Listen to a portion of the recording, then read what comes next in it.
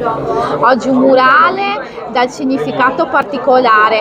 Come artista, come le è venuto in mente di utilizzare proprio questo messaggio?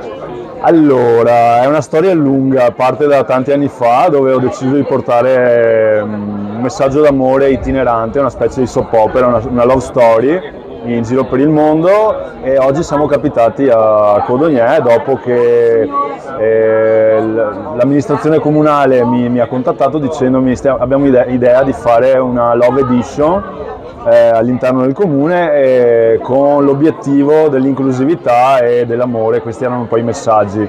Da lì ho detto cadiamo a pennello, perché è quello che porto avanti da anni, e quale miglior messaggio di una cascata di cuori all'interno del centro di Uno di Codogné per lanciare poi il festival che partirà da questa sera.